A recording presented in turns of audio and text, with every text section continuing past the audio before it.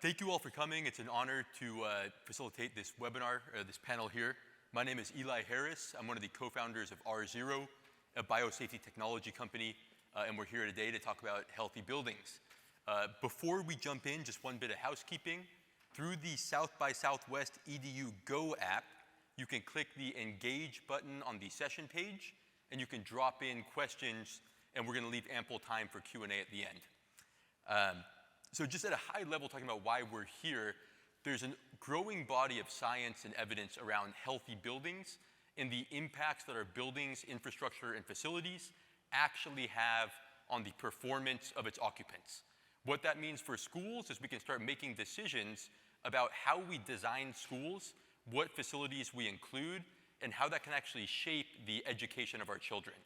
So that's really what we're here to talk about today is how can facilities play a role in the core mission of the district, which is facilitating student performance. So before we dive in, I just want to quickly highlight a couple figures just for us to keep back of mind as we have this discussion. Some of these figures are pretty astonishing as we started uncovering more and more data the past few years. The EPA put out a study just last year that humans now spend more than 90% of their lives indoors. Which is pretty remarkable. We are now an indoor species, and I think it's actually, there's even some folks out there saying that the facilities managers in our spaces actually have a higher impact on human health than our doctors do, because of the time that we spend indoors breathing in these spaces and living in these spaces. Another figure I want to call out is just the number of persons every single day that actually frequent our K-12 public education facilities. Every single day, more than 55 million students and 7 million staff enter the physical footprint of our public education system, which really is an astonishing number of lives that we're impacting on a daily basis. Lastly, I want to show a report that was done by UNICEF this year that actually shows that the projected losses in lifetime earning of our students due to school closures is $17 trillion. So all of the school closures that happened during the pandemic does not just impact the day-to-day experience of these students, it actually changes the opportunities that they're going to receive in life and the trajectories that they're on. So I think it's actually a really beautiful thing that COVID, the silver lining is that it created more robust conversation around what we can do in facilities to actually take care of its occupants and enable better outcomes, not just on a day-to-day basis, but in the lives of these players. So that's my quick little introductory spiel. And now who you guys are really here today to hear from, I want to introduce our two panelists. With me here, I have Dr. Michael Hinojosa. Dr. Hinojosa is currently the superintendent of Dallas Independent School District. Dr. Hinojosa has served 6 public education systems during his more than 22 years as a superintendent, including 2 of the 25 largest school systems in America, Dallas ISD in Texas and the Cobb County School District in suburban Atlanta, Georgia. His career in public education, from teacher and coach to superintendent, spans more than 3 decades. Thank you, Dr. Hinojosa. Second, we have here Jeff Wagner, who is the former Chief Facilities Officer at Clark County School District. Jeff is an architect by training, and he has focused much of his career on how the built environment intersects with education outcomes. For the last 6 years, Jeff served as the Chief of Facilities for Nevada's Clark County School District, the 5th largest district in the country, serving more than 320,000 students and 70% of all students in Nevada. Jeff has managed the district's $7.7 billion capital improvement plan to construct, replace, and modernize more than 100 schools, centered around a core mission to improve student performance and achievement. It's an honor for me to be here with you guys. The number of lives you've impacted in the past decades has really been meaningful, so thank you. Dr. Hinojosa, I'd like to start with you as we open up our discussion. I want to ask, just as the superintendent of one of the largest school districts in the country, what is top of mind for you right now? Well, right now, currently, making sure that our students accelerate their learning. Because you mentioned it, the amount of loss that they've had has been significant. And so we're trying everything to make sure we get the students motivated. We never apologize for our demographics. We're 95% ethnic minority. We're 72% Latino, 21% African American, 47% English learners. And our students, their parents have had ones that had to work. And so we also learned that only 5% of our students really did well in virtual instruction. So as you're talking about the facilities, the students need to be in the facilities to have an equal life's chance, especially in urban systems. I've been a suburban superintendent 3 times, and actually that was an old bio. Man, I've been a superintendent for 27 years, and I've been an educator for 40 years, and stuff that I learned that I never thought I would know anything about. One was I was superintendent right outside of Austin in Hayes County. And I had to learn this word, stachybotrys. Anybody know what stachybotrys is? Well, stachybotrys is black mold. We had a school that the kids were all sick, and people were, the parents were mad, and the teachers were going home, and the administration kept telling that there was nothing wrong. There's nothing wrong with the building. They kept testing it. Well, finally, we removed one of the barriers, one of the panels, and we found that 73% of the walls had this black mold in them. And that's why these kids were sick and they were suffering academically. And so you fast forward to those kinds of things that I've learned. And Dallas, we have a $3.4 billion bond program because we're modernizing the entire district. But because I truly believe that the academic improvement of the school system is tied to the general health of the district, but in particular of the buildings. If you're going to spend this kind of time in your building, you got to do that. And now we have a virtual school and we have a hybrid school. But we know that 95% of our kids are going to have to be in the buildings, and we're doing everything from reinventing summer school. We're calling it Summer Breeze. We have our core instructional program that has to be dynamic at our 60 most struggling schools. And we're having school from 3 to 6 and trying to trick the kids through enrichment into staying at school. And then, of course, we have 46 campuses that have gone year-round in the building, in the school. And so that's why this topic is very important to any kind of success we might have in the future. Yes, to talk about the distance learning, it is near impossible to achieve equitable outcomes. And can you tell us about that Operation Connectivity program that you ran, and how did you try to maintain some form of equity for the students during that challenging time? One of the best things that we did before the pandemic is we had a long-range facilities master plan. But what drove the master plan was our long-range technology plan. And so we already had a plan to have devices for all of our students. And that was coming together. And then 2 years ago, right before spring break, almost 2 years to the day, we found out about this virus spreading so fast. And then we were going to have Kindles for our pre-K2 kids.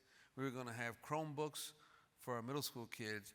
And we made the decision. We didn't know what we didn't know. We made the decision to start deploying all of our devices, which was great. We were one of the few districts that had all the devices. But then we learned that the Kindle wasn't good enough for our pre-K2 kids. We had to go to Apple tablet. And then for our high school students that are in PTech, a Chromebook wasn't good enough, so we had to have a PC for those students. But then we stumbled into 36,000 households that did not have connectivity. And it's the same households in southern Dallas where you don't have grocery stores, you don't have coffee shops, you don't have restaurants. And so we launched Operation Connectivity. And what that meant is, and I had no authority to do anything. Now, we did put $25 million in our bond program because we knew we were going to need this issue.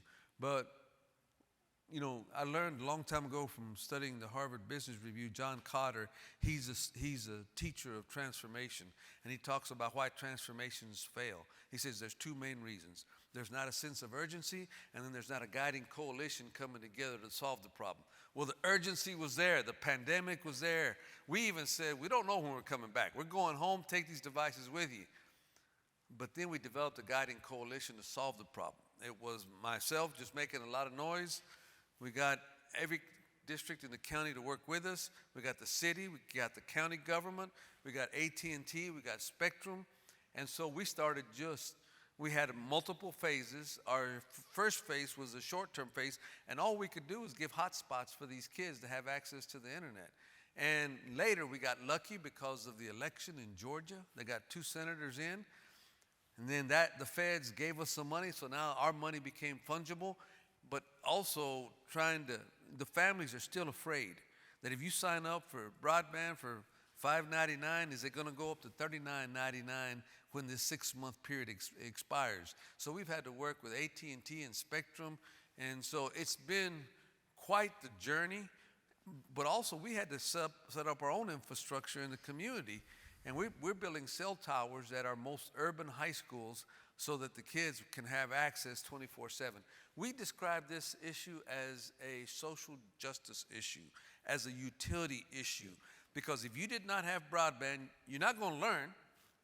Number 2, nobody went to a doctor for a year, so you have no medicine. And then number 3, if you're applying for a job and you don't have it in an electronic form, how are you going to turn in an application? So we just made a lot of noise, and the governor and I don't always get along. We fought over the mask, but he appointed me to a statewide commission for Operation Connectivity, not only in the state of Texas as well. So that's one of the other Hinojosa-isms that I talk about is politics makes for strange bedfellows.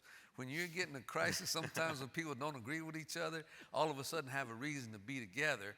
And like you talk about the silver linings in this pandemic, this was one of them that was really a rallying cry for our community. That's fantastic. So we learned how important it is to keep kids in these schools. You've also had some really interesting initiatives and frameworks of different innovative models of school where the kids present get to have different educational experiences and the different outcomes that's led to, like PTech, the career institutes. Can you share a little bit more about how you're using some of these facilities and how important it is for the students to be there? Yeah, I'm embarrassed to tell you that in 2009, when I was superintendent of Dallas, only 7% of our students got any kind of post-secondary credential 6 years after graduating from high school. But this year, in a pandemic, we had 10% of our students, 900 students, earn an associate's degree before they got their high school diploma. And then we're projecting that every year forward, 1,100 students are going to be walking across the stage in Dallas with our demographics with an associate's degree. And here's the most powerful thing of them. 30%, a third of our kids failed the 8th grade state exam. They shouldn't have even been in high school, except we had this opportunity to promote them with the principal, the teacher, and the parent. And now these kids are getting an associate's degree. And we're in partnership with Dallas College, and they get it for free. And now we have this blockchain technology where all their credentials are on their iPhone. And it's called a thing called Greenlight. And so we've beta tested that. Now we're going to expand that. And so what we had to create was an opportunity for these students to have success. We talk about kids a lot in life. If you're in the top quarter, if you're in advanced placement or international baccalaureate, you're going to college in spite of us. All of us here did well. But we have so many kids that don't do well. So we created a second quarter with PTech. And PTech is Pathways in Technology. It's a 3-legged stool with us, community college, and business and industry. And we have 90 industry partners who, low risk, high reward, they come in and train our kids on their equipment. And freshman year, they do site visits. A lot of our kids have never been in an elevator. That's what you take for granted. Then they go do mentorship and then internships, and then if they want them, they hire them. American Airlines just hired 11 kids from Adamson High School, mostly girls and mostly Latinas, and they're making $58,000 a year and free flights with America and a 401k. And so we've had to create that. But the only complaint we got about PTech is the kids that didn't get in, because PTech is a model. You can only have 125 kids per grade level per school. So the kids didn't get in. They said, what about us? And that's where we had to flip the script there. And so now if you're a freshman in Dallas and you're not on college bound, you either have to take principles of technology or principles of construction. And now the kids are learning there. Eddie Bernice Johnson, she was the chair of the STEM committee in Congress.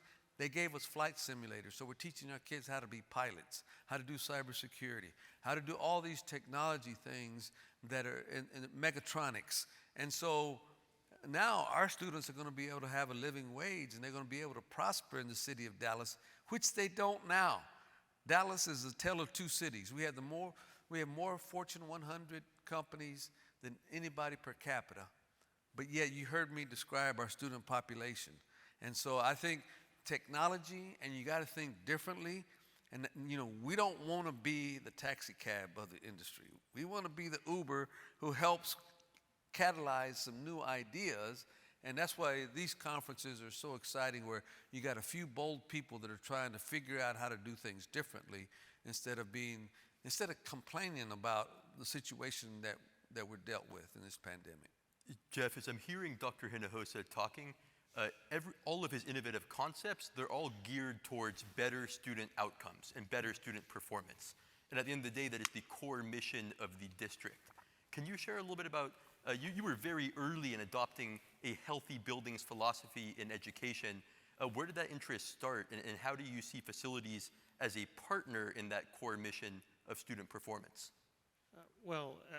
I trained as an architect and am a registered architect. Chose that career because I believed passionately about creating better buildings for people. Never in 1,000 years thought I'd work for a school district, and was approached to run the capital program at Clark County School District.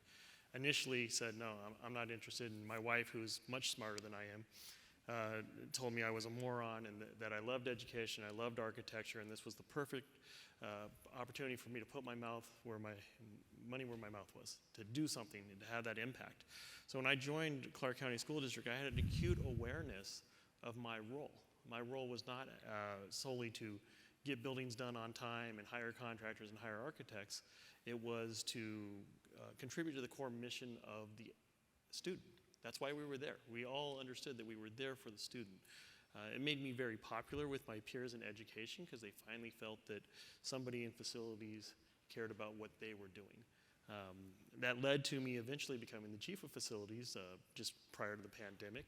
And it made me very successful to position myself and my staff as not just a service provider, but a partner in the core mission.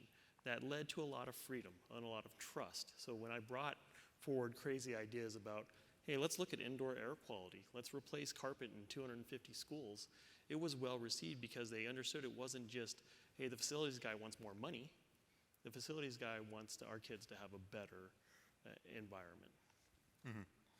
Can you share some examples of some of the data and studies that have come out on the impact of facilities on education, whether that's CO2 or? Yeah, I think that there is voluminous information out there about the impact of space on people and their well-being, whether it be the cognitive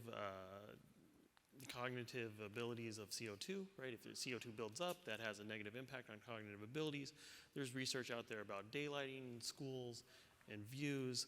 There's research out there. Walmart did research about putting a product that didn't sell under natural daylight. As soon as they put that product under natural daylight, it responded. So we are biophilic creatures, and there's voluminous amounts of research. The problem is that research exists for researchers, right? Architects are talking about it, engineers are talking about it, and I like to say, if there's any silver lining from a facility standpoint to the pandemic, is there is a heightened general awareness about the impact of buildings on their occupants. So people that I would never have a conversation with about indoor air quality are now approaching me and asking about the indoor air quality in their space. There's a lot of really smart people doing work out there. The Harvard School of Public Health has lots of great places to start. I oftentimes advise school districts and companies not to reinvent the wheel, but rather access the information that's already available. Mm-hmm. Great. Dr. Hinojosa, what efforts did you guys take over in Dallas to try to help build a safe space for kids to come back and be in the classroom? What needs to happen to make sure that schools stay open? Yeah, we jumped on it early on, and we learned from the pandemic that we didn't even know really what caused this to spread. At first, we were so diligent on wiping everything down and, all those kinds of things. Later, we learned about the airborne nature of the virus. But it taught us a lot of other lessons. A lot of people now, we started wiping down things, but that was very labor intensive, and it was inefficient, and quite honestly, after a while, we didn't quit doing it for a while, because even though we learned that it was a different thing, it was the airborne situation that was causing the problem, you were afraid not to do it, and then we made such a big deal. We got in a fight with the Attorney General and the governor because we made people wear masks, because we knew that the environment had a big impact on the students. And then, you just wonder about what the students have been through, and their emotional state is already very fragile. And so they come back and they're scared, and people are on them all the time, and it's just, we know that, and the students that were immune compromised, they're really nervous about this. And coming into the feds started coming out with this HVAC stuff to help us modernize our heat, ventilation, air conditioning systems. And I'll be honest with you, I was a student in Dallas, and the facilities were awful. And I was a teacher in Dallas, they were worse, because we couldn't pass a bond election. And it just, and then we have these old buildings that are 100 years old, and they have all this stuff coming in that you can't control. And then when I was superintendent the first time in Dallas, we still were way behind. And now we're finally catching up, but as we catch up, we got to be smart on what do we do to make the learning environment appropriate for the students. And so we're learning along the way, and there's a lot of new technology that's going to help us make better decisions. Jeff, how does that compare to the journey that Clark County went on in the wake of COVID? Can you share some of that development? Yeah, I think that regardless of the size of the district, the location of the district, by and large, districts have been chronically underfunded. So you mentioned we have a $7.7 billion capital program in Clark County School District. The need over that same time period was $14 billion. So it was like going to lunch and the bill showing up being $20 and you have $10 in your pocket. You're constantly making difficult decisions. So our journey was much the same. We reacted like many school districts did. We had electrostatic discharge sprayers on hand, and we had those in place for norovirus for a number of years. So we increased the use of that.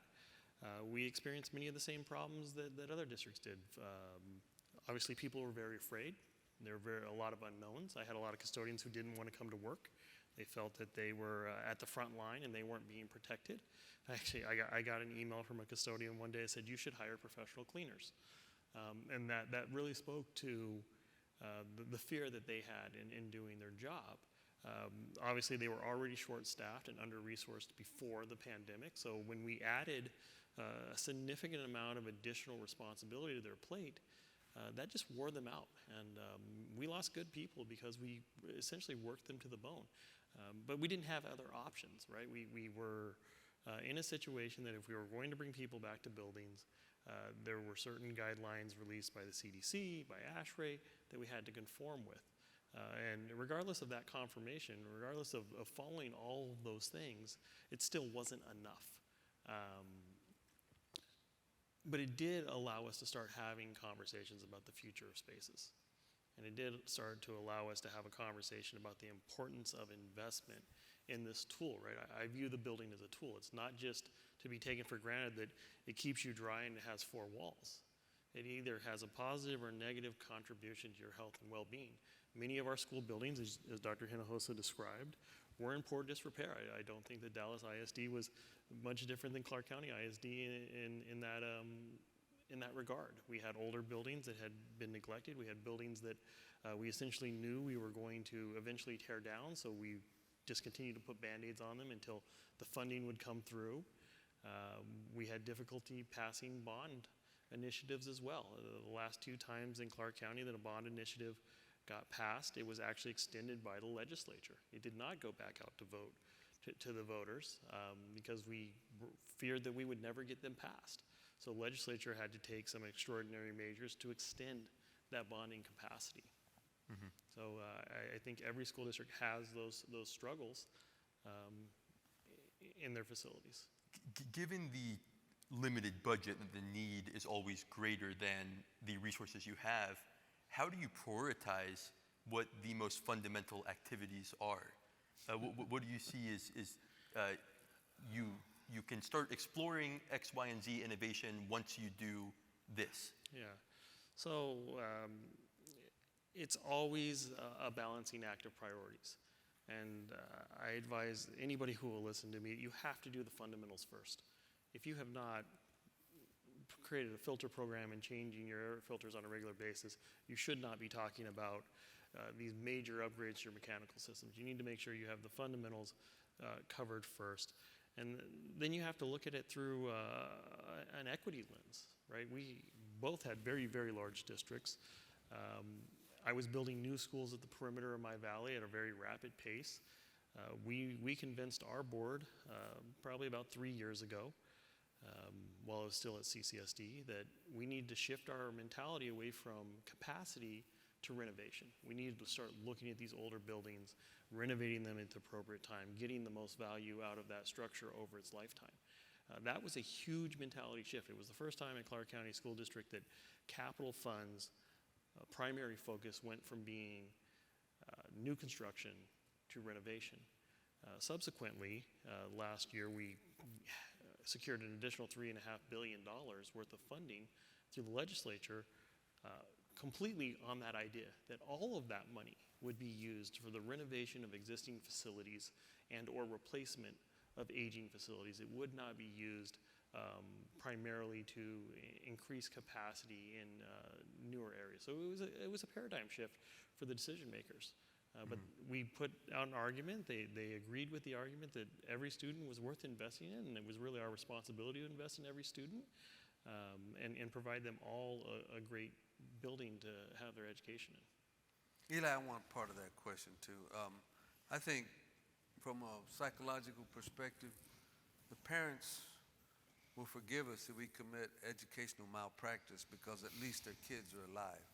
But if we let anything happen to them safety-wise that we can control, then they'll never forgive us for that. Whether it's violence, whether it's being in a very unsafe area where the air quality is not good and they're sick at school because we're making them sick or because of things that we could do something about, safety comes first.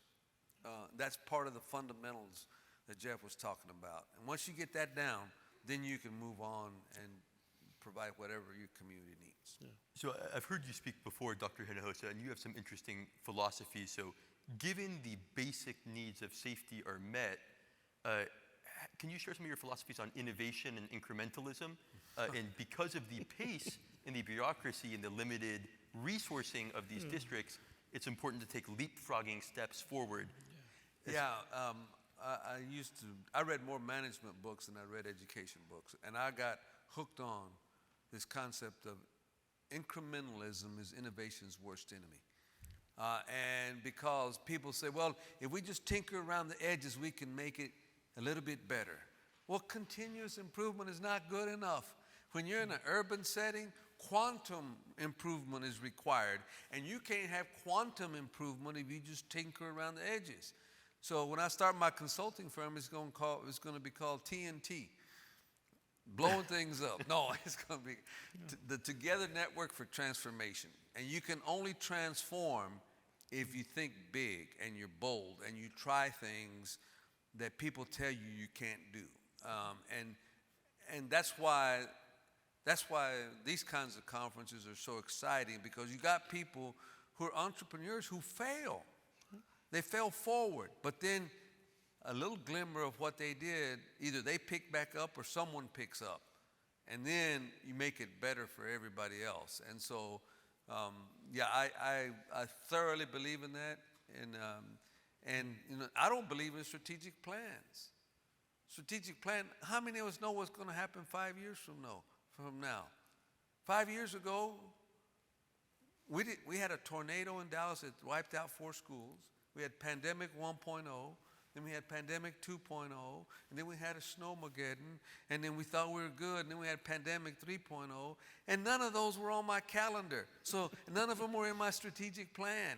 So it's a bunch of hogwash to say we know. But I do believe in strategic thinking. There's a significant difference. And I learned this at the University of Georgia Business School. And it wasn't even until I was already a 20-year superintendent that all of us know where we're going to be 18 months from now, personally and professionally. And then right now we're at spring break. We'll know kind of what we're going to be doing next Halloween. And then when we get to the summer, we kind of know which vacation we're going to take and who we need to hire and who we need to replace and what we need to do. And then every quarter you pierce the next quarter. And we've been accused of being innovative. A lot of this stuff wasn't even on our radar. These career institutes we weren't even thinking about 4 years ago. And now we're going to have 4,000 kids getting stackable credentials in these refereed external credentials in IT, mechatronics, and all these areas. Is because when you start thinking in a future tense like that, and then you just let it go, and you know, I scare my staff to death because I'm a ready, fire, aim guy, and I'd rather go fix something that I messed up. At least I'm doing something, you know. And I think that perfect is the enemy of great, and we're waiting for a perfect solution when we just go make decisions. And then we'll figure out how to fix them as we go. And I think that's why I'm an old school guy, 65 years old, and I love this technology stuff, man. It's just exciting to see the art of the possible. Mm-hmm. And I would second that school districts tend to be risk-adverse bureaucratic systems. And if you're not willing to be a bull in a china shop, you will get sucked into that vortex. So many of the initiatives that I started at CCSD, I was told, you're crazy, it will never happen. And luckily I had a superintendent with vision that supported me and let me be a little innovative, and then a little bit more innovative, and then a little bit more innovative, until we got to a place where it's like, okay, now we can think really large about things that we've systematically ignored. So if you're in education and you're not willing to ruffle some feathers, you're not willing to upset a board member or two, you're not willing to upset the public just a little bit, you probably shouldn't be in education. You got to stay employed, but you can be on the periphery of it. Yeah. In full disclosure, I'm no longer with CCSD, but that was my choice. Our board fired our superintendent and then rehired him 3 weeks later. And I chose to move back into the private sector and doing some work with R0 Consulting, and I was okay with that. I was okay that if I lost my job doing what I felt was the right thing, that I could sleep at night. But how did you even get yourself in a position to have that influence? A lot of folks working in facilities don't always get a voice at that table. How did you make yourself relevant? I think ambition and ignorance. And what I mean by that is I knew that I had the skill set, that I could be successful at this, and I was ignorant in how it actually worked, so I just invited myself to the conversation. And I continued to invite myself to the conversation until somebody would listen to me. I didn't conform to the norms, right? I didn't look at the career trajectory and say, well, I've gotten to be in this position for 5 years, then I can apply for this position, then I can apply for this position. I just said, hey, I think I have a good idea, and please give me an audience. And if you're not the right person to give me an audience, I moved on to the next person. And if you're putting innovative and good ideas out there and you align yourself with the core mission of the organization, people will listen. But then they will also hold you accountable. You better produce.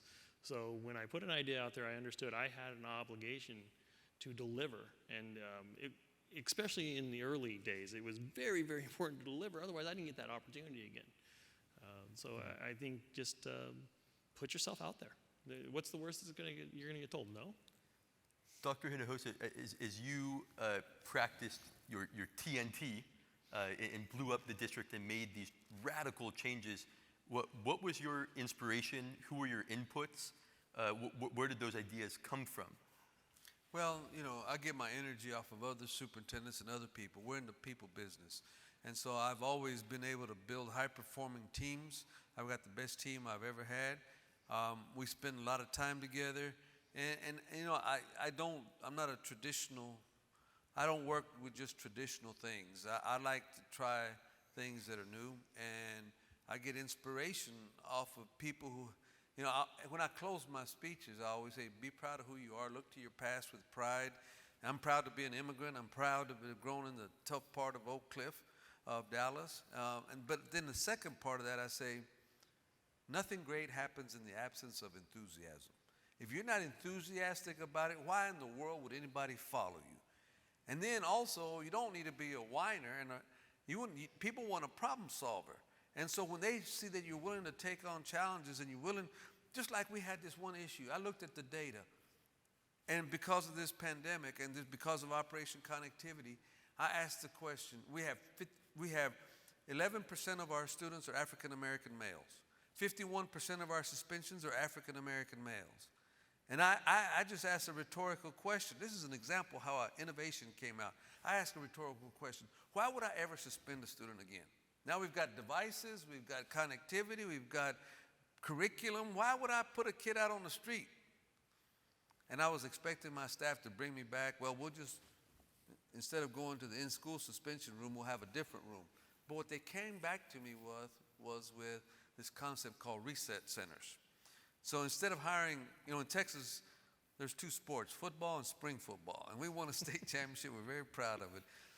But why would they have the offensive coordinator running a disciplined boot camp inside the school and just making sure the students behave instead of changing their behavior so they don't come back there? So we spent $4 million of ESSER dollars to create these reset centers. And we hired behavior specialists from the community at all secondary campuses. And we jumped into it this year. In Dallas, we believe in IRS sometimes, the good IRS. Incubate, replicate, and scale. But this one, we just went to scale. Over the summer, we hired these behavior. We changed the environment of the room. We got this, and now we haven't, by the way, we discovered that 80% of our suspensions were discretionary. They were not mandatory because the student had done something very bad. Mm-hmm. And that's just one example of when you hire great people and you give them the chance to innovate, they come back to you with great ideas, and then I got to be their protector. And we had a couple little glitches. Everything I've seen about reset centers has been phenomenal. What I hear is not. So you got to be objective, even on your own ideas, and go back and evaluate. And effort is good, but results are better. And our results have been phenomenal. And now we're not throwing kids out to the street. In fact, the number of kids that are repeat offenders is like 5 to 10% of our kids ever go back to a reset center. In fact, they go back to give a high five to the behavior specialist. Thank you for not getting me kicked out. So that's just an example. And the last part of that is, I close my speeches about the future. I talk about the future. The only way to control the future is to create it. And I also talk about the future that some people are down about the future because they got reason to be. We've had the pandemic, we've had the cultural wars. Now we're going to have maybe a world war, although I think everybody else is using their intellect. Every McDonald's in Russia just got shut down. Everybody's trying whatever they can to stop this nonsense. But I look to the future with hope and aspiration because of, you got to have that kind of disposition if you're going to make a difference. And you can't just wallow in the fact that something can't get done. Yeah, I like that it seems like a lot of your concepts, inspiration, and philosophies are borrowed from existing business management philosophies. And it's not necessarily from studying the precedent of education. It's about what else exists in the world that I can adopt and translate into this environment to make it better. Jeff, I'm curious, I always hear you say you don't need to reinvent the wheel. There is a lot to learn from as we think about healthy buildings. Can you share a little bit more about your thinking there, especially as there's been an oversaturation of information in the last 2 years? Yeah, so I think there's obviously great value in original thinking, but there's not great value in original thinking in a vacuum. There's a lot of really great things happening in the world, and one should educate themselves about what's going on to give them the best advantage to do original thinking. So a lot of my successes have been taking things from other industries and applying them to my work that I was doing at the school district. I didn't need to reinvent the concept of healthy buildings. I went out and did the research. Who's doing this? Who's doing it well? I filtered it through my staff and my process and said, okay, these are the things that work well for us, and we're going to build upon them. These are the areas that I haven't found anything to identify, and we're going to go out and we're going to pioneer that information. So I think it can be an overwhelming task, especially for public sector employees that are already overwhelmed. When you say something like, okay, I want you to create a healthy building initiative. Well, I can barely keep my buildings open. I have staff shortages. I'm not funded properly. And now you want me to do a what? And what I advocate is it's not that difficult. People have laid that groundwork. They can help you, and they want to help you. Most people that are passionate about healthy buildings want to spread that awareness, and they want to help other people down that path.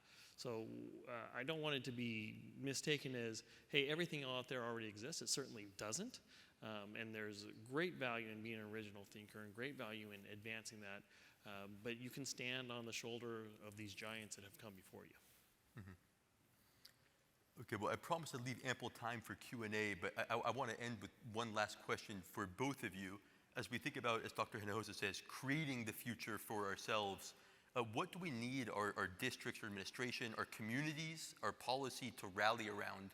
What are some of the important messages you'd like this group to leave with that we can drive towards better student outcomes over the coming generation? You want to take that first, or like me to? I'll take it because it's part of my DNA. I don't let people steal my joy.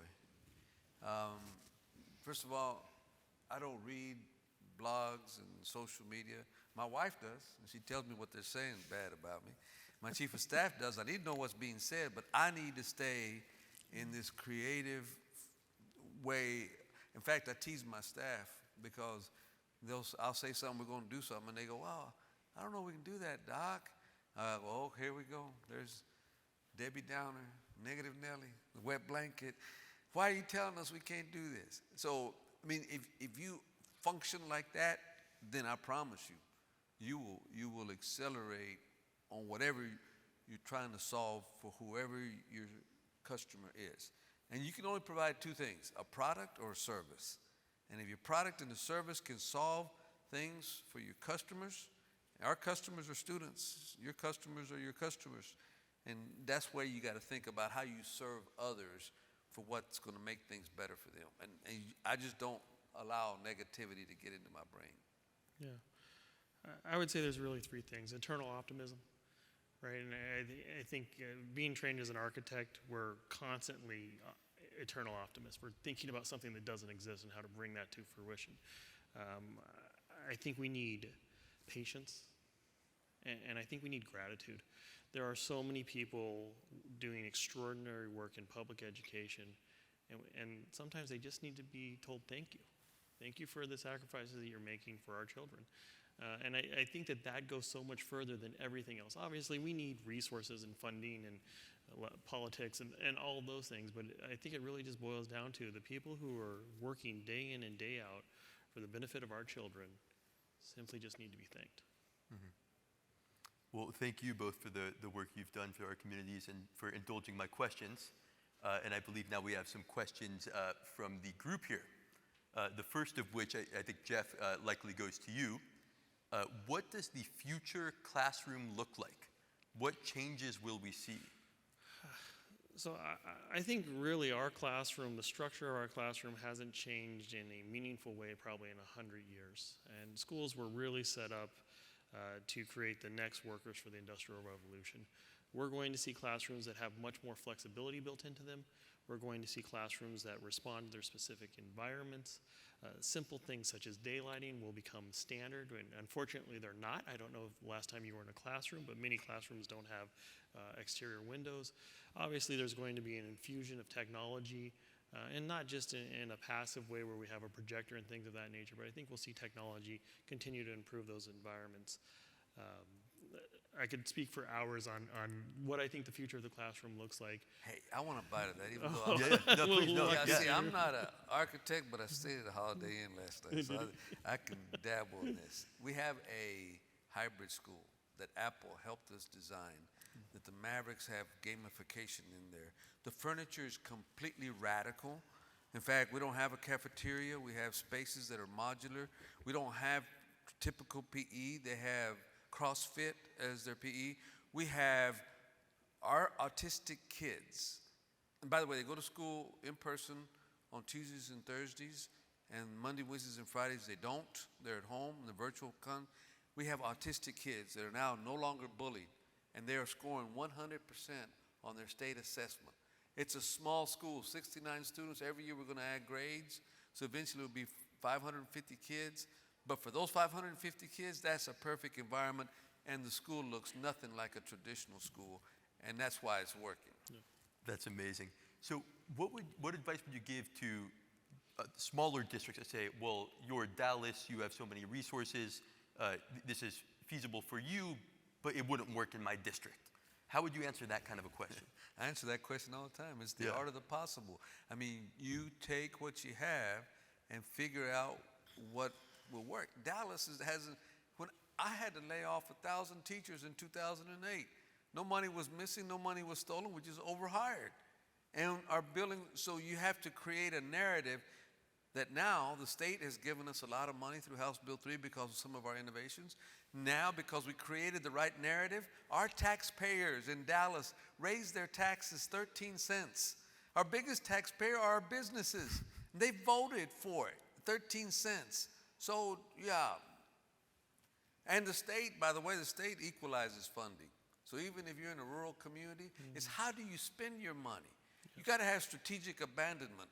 Educators are terrible about we add this and we add this and it doesn't add value and we keep adding stuff and we don't abandon things that don't work. In Dallas, for 3 years, nobody got a raise except our best teachers because we were going to funding our strategic initiatives that paid a big bet on some of these things. So, you know, speak to the hand. I don't want to hear you don't have it. You just don't have the courage. Yeah, I would second that all school district systems are resource constrained. It's about prioritizing the resources you have. It's also about reaching out to industry and developing those partnerships. Lean on them. They want an uneducated populace. That's a resource for them. So you'll find a lot of people just are trying to figure out how do I help. And once you give them that pathway, you can increase your resources. Great. Our next question here, we can't go through school closures like we saw over the last 2 years. How should we be thinking about future-proofing our schools and preventing closures? Well, you can't prevent it, but while the governor and I didn't agree on how we came back, I was glad that he forced us to come back. And let me tell you what happened, and I feel terrible for people in California who missed a whole year. He told us that if we didn't come back in October, we won't get any state funding. The pandemic hit in March. We figured a few things out. By September, he says, if you're not back by October, you're not getting any state funding. And we complained about it. We brought them back, and that was the right thing to do because for 95% of our students, that was the best learning environment for them. Now, we disagreed on we said they needed to wear masks, and then we ended up winning the court of public opinion on that. But I think we need to learn how to pivot quickly for most of our kids. I don't know that you can that's a great question. I don't know that you can ever future-proof it. But how can you react? How can you pivot on a dime to get back depending on what you're facing? Yeah, it's certainly about flexibility, right? Obviously, we want to take a proactive approach to providing the safest building possible, but there are going to be times, whether it's a pandemic, a natural disaster, things outside of our control, where those buildings may not be available. So we need to make sure that we have the flexibility to effectively continue education, whether it be via distance for short periods of time or it be in a hybrid situation that suits the students' needs. Mm-hmm. Jeff, what are the principles of a healthy school building? And where would one start if this is a concept that's not been thought about before in a district? So this is a shameless plug for Joseph Allen's book. He's written a book, Healthy Buildings. It outlines the 9 foundations of healthy buildings, and it's done so well that I think that's the first place to start. Once you've kind of got that, you've decided you're going to do this, you've got a little bit of information, reach out to your peers. Reach out to people who have implemented this at their school districts.